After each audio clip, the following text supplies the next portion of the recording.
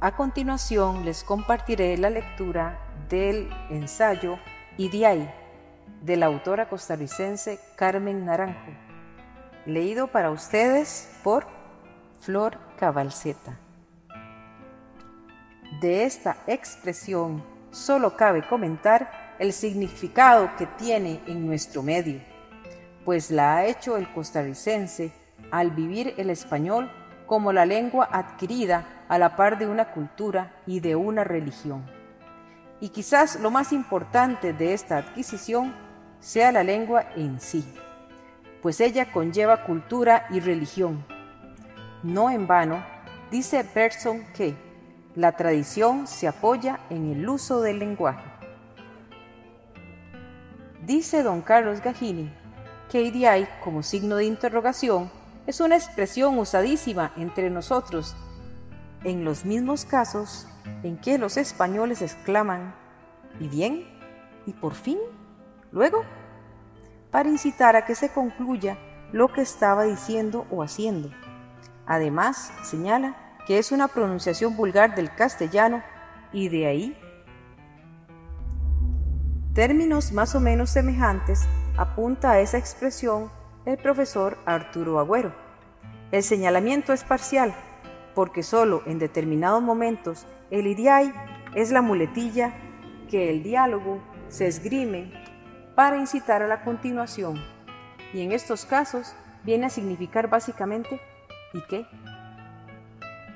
Es más, muchas veces bajo este significado el Idiay se sustituye por el ¿y qué? ¿Y qué pasó? ¿Y qué sigue? ¿Y qué respondió? Y el ¿y qué?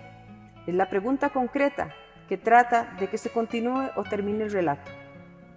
Francamente, el Idiay como sustituto de ¿y qué? Sería casi inocuo en el lenguaje. Vendría a representar el estímulo de la continuación, en un gesto de curiosidad lógico.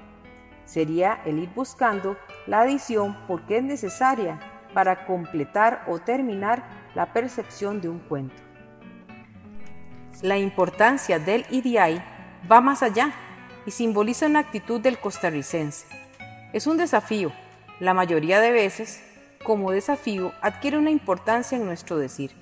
No significa entonces el ¿y qué? Como incitación a que se concluya un relato. Viene a significar una puntualización de los hechos para introducir un reclamo. Idiay, que no necesita la interrogación porque está implícita, es el sustituto de ¿qué le pasa conmigo? ¿Por qué me molesta? ¿Qué busca?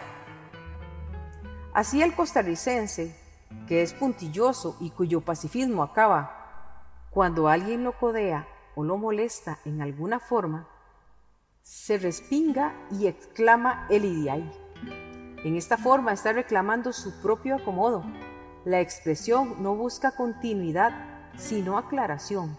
Se exige el punto sobre la I, la evidencia para actuar. Si la respuesta que se recibe es una disculpa, el Idiay fue bienvenido. Si el silencio viene o la burla a la contrarréplica, queda el campo abierto para los puños. También es muy corriente que el costarricense, con el Idiay, pregunte por sus intereses, consciente de que en ciertos momentos hay reparto en la vida, ya sea de alegrías o de penas. El Idiay significa entonces ¿y yo qué? O sea, ¿qué es para mí? ¿Cuándo se me ha destinado? ¿Qué tarea me corresponde? ¿Cómo he sido afectado? ¿O en qué forma se ha aludido a mí? El Idiay en estas frases ya no viene a ser un desafío, ya no es la actitud respingona, se convierte en la indignación de lo propio, de lo que afecta. El costarricense, sin esconder sus intereses, pregunta por lo suyo. Podría interpretarse esta indignación como la versión de ¿y de ahí qué? Para mí, es decir, vuelve el Idiay a su forma original, a aludir a la I en una relación que tiene con el sujeto. El ahí pasa a ser la circunstancia, la cosa. La pregunta es ¿qué es mío de ahí? El sentido de propiedad, la necesidad de tener, El ahí indaga cuál es la participación en el reparto. Tenemos entonces que el idiai, en pequeña parte, es una incitación a la continuación del relato, para evidenciar la curiosidad siempre alerta del costarricense, su afición a los detalles, el deseo de acercarse al dominio del asunto a través de la versión fácil de otro, el gesto infantil de saltarse los preámbulos y llegar pronto a las conclusiones, la búsqueda al fin práctico de los resultados. Para el costarricense no tiene importancia lo demás, no encuentra valor a los intermedios, desprecia las divagaciones, las dudas, el calvario de la debilidad, la convicción que tiene del análisis, la mención de los puntos que se analizaron. El relieve lo adquiere, el resultado escueto e independiente. El idiai, en este sentido, demuestra impaciencia por la hojarasca, por el entretenimiento de las circunstancias y la demanda de la conclusión. El ¿qué pasó en definitiva? ¿Y cuáles son las consecuencias? Es la interrupción nerviosa de al grano. Así el costarricense tiene posiciones diferentes cuando es el relator y cuando es el oyente. En la actitud primera se deleita en el rodeo, pensando las introducciones y los desvíos, desmenuzando los detalles, inquietando la atención del oyente, jugando con la curiosidad del interlocutor y complaciéndose en los idiais que va entremezclando el auditorio. Pero, en la posición de oyente, la actitud es distinta, se quiere el acto final del asunto planeado, sin las reverencias del intermedio. Pareciera que se desea economizar el tiempo y deja por inexistentes los preámbulos.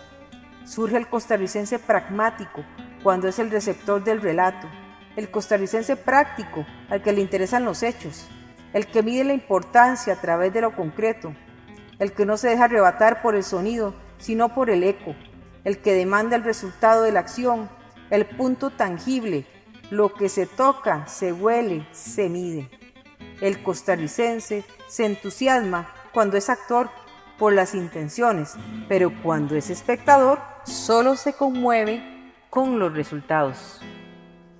Esta contradicción entre actor y espectador, que también condensa el idiai en el tono acondicionador del ¿y qué?, muestra el doble filo en la aspiración de nuestro hombre común, pues exige concreción práctica cuando recibe y espera comprensión, y amplitud cuando le toca el turno de dar. Es mezquino en el juzgar y aspira generosidad cuando es juzgado. Por eso es afín a gente que muestra dócilmente una amplitud especial hacia lo sugerente. Cree con firmeza en la influencia y en el nombre, en lo aparente. Descansa en el menor esfuerzo de crédito porque tiende a exhibir el sacrificio hecho de su vida para respaldar en él su indolencia. El yo hice es más corriente que el yo hago o el yo haré. La versión del pasado es la de un hecho práctico y seguro. La del presente es una incertidumbre que exige fe, y la del futuro un sueño que obliga a soñar y amarga la sazón del momento.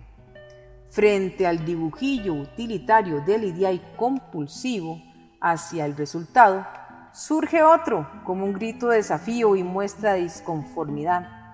Reacciona rápido el costarricense cuando es agredido en sus intereses o en su comodidad. Se despierta violento y está dispuesto a pelear, pero el idiai es un llamado al parlamento, a la explicación. Cree el costarricense en la palabra y es más fácil verlo extraviado en su propio discurso. Prefiere explicarse a hacer. Y se ha hecho experto en materia de explicaciones. En cada costarricense vive un abogado defensor de sus derechos, de sus equivocaciones y aciertos. El punto de vista de cada quien en nuestro país se expone con brillantez, y en la pasión de las palabras el costarricense se pinta autorretratos graciosos, se descongestiona, se hace lavados corporales y mentales. En el país tiene más importancia el decir que el hacer. el anunciar que el actuar. Como muestra de lo anterior, cabe ejemplificar que se inauguran obras sin terminar y aún sin empezar, porque es más importante el discurso, las palabras que destacan la obra que la obra en sí. En esas ocasiones se olvidan los ideales del público y las palabras se valoran tan prácticas y eficaces como una relación en sí. Y este ideal desafiante, con tono encolerizado, se diluye ante la frase cortés de «Perdone usted, no fue mi intención, he sentido molestarlo, le ruego disculparme». El ideal esconde gustoso, como un perrito bravucón, pero poco agresivo, el rabo entre las patas, y aquí no ha pasado nada. La paz no se ha alterado, las relaciones humanas no han sufrido, el respeto a la explicación, aun cuando sea una mera formalidad, vence cualquier gesto airado, esconde dentro de cualquier rencor, pues se ha cubierto las formalidades y el costarricense, nuevamente formalista y superficial, se conforta con la apariencia de la cortesía. Pero, si el ideal no motivó la explicación, el problema se agudiza y la violencia se convierte en una marea alta de palabrotas o de ademanes duros en un pleito callejero que tratan de apaciguar con cierta complacencia de que se avive los pacíficos mirones. El ideal, además del pedido de explicaciones, es la solicitud a que se nos reconozca como personas, es la llamada de atención para que no invadan o lastimen nuestros derechos.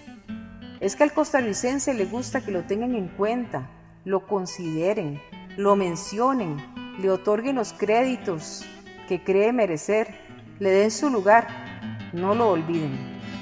En nuestro ambiente es siempre una aspiración, el bombo, y más de uno resuelve esa necesidad por medio de un sistema de autobombo.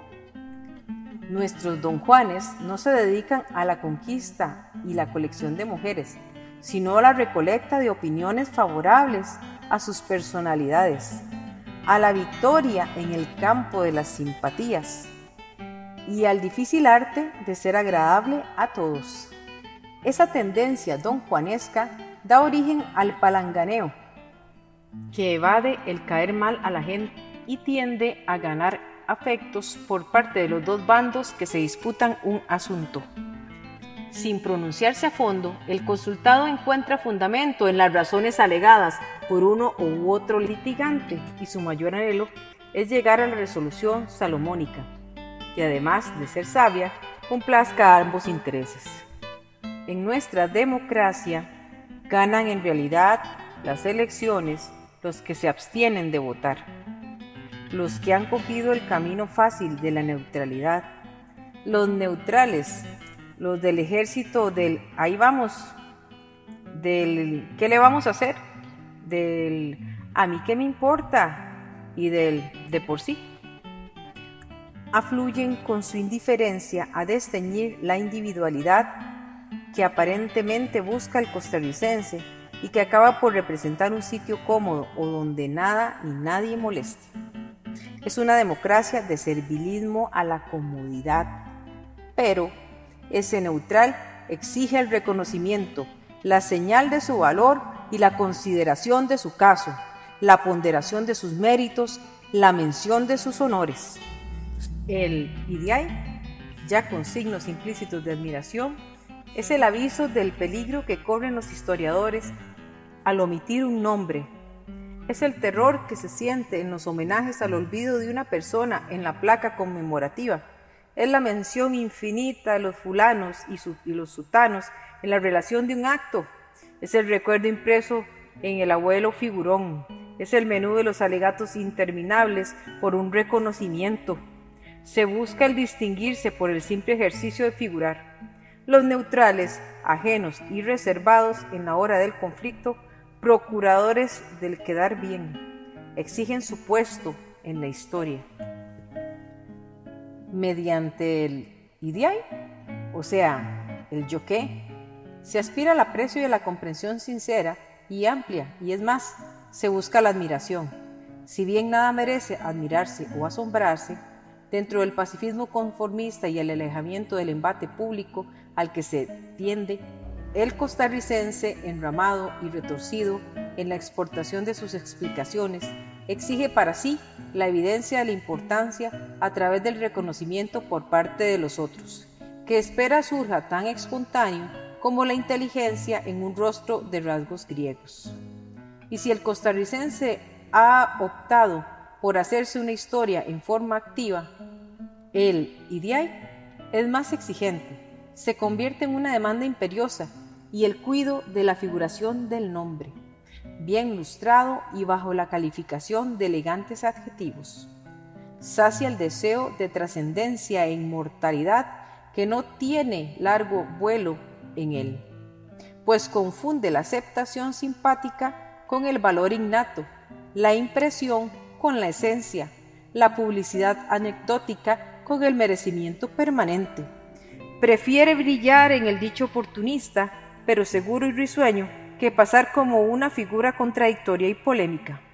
Tenemos una generación de aspirantes a Ricardo Jiménez, que le han buscado punta al lenguaje sin la gracia y la sabiduría popular del expresidente, y solo han logrado maltratar nuestro idioma y herir con el choteo el crecimiento espiritual de nuestro pueblo. El costarricense aspira que el pasaje a la historia sea un camino plácido, como si se tratara de un álbum familiar en donde quedan registrados los acontecimientos íntimos con el disimulo de la ternura alcahueta.